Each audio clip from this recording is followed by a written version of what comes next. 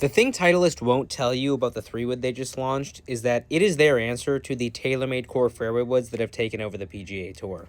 Let's talk. So in case you live under a rock, TaylorMade fairway woods are dominant on the PGA Tour, but more specifically, the core models. As a matter of fact, 13 out of the top 20 players in the official World Golf Rankings have a core TaylorMade fairway wood in the bag. Now, if you're TaylorMade, you love this shit, okay? Because you're getting guys who aren't even on staff that you don't have to pay to use your product.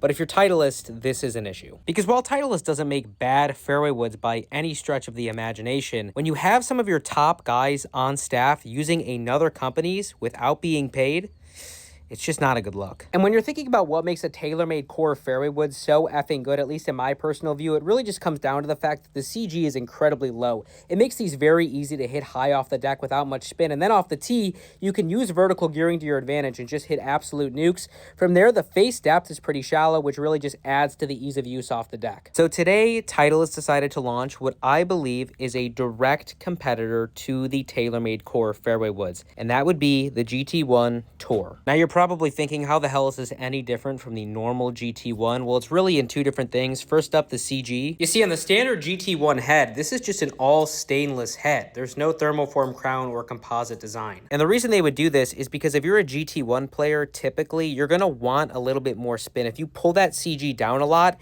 it's going to launch high, but it's not going to have much spin on it. So keeping it a touch higher is going to allow players who are a little bit slower to keep the golf ball in the air for longer. But the Tour model is built like a TaylorMade core fairway wood. That is not a stainless steel crown like you see on the standard GT1. It is the thermoform composite crown. So what they did is they pulled the CG really low, making this a high launch, low spin machine. Then from there, this thing has a 14.5 starting loft as opposed to 15 in the standard model. So you're going to be able to get a little bit more ball speed out of this thing. And because the CG is lower, you don't need a lot of loft to get the launch. So this thing is probably going to be a rocket. Lastly, this is an important point because I think a lot of people naturally assume the GT2 is closer to something like a QI35 core. But if you look at head size, the QI35 core in the 15 degrees, 185 cc's. The GT1 and the new GT1 Tour are both 180 cc's. Meanwhile, the GT2 at 15 degrees of loft is actually 170 cc's. So it's decently smaller than the QI35 core. And if you're wondering about face depth, I have the TaylorMade core at 33.2 millimeters and the GT1 at 32.7. So they're pretty dang close. Now, it's not like one of these is better than the other. It's actually going to be a hell of a fight because the coolest thing about the GT1 is the fact that you have interchangeable weights,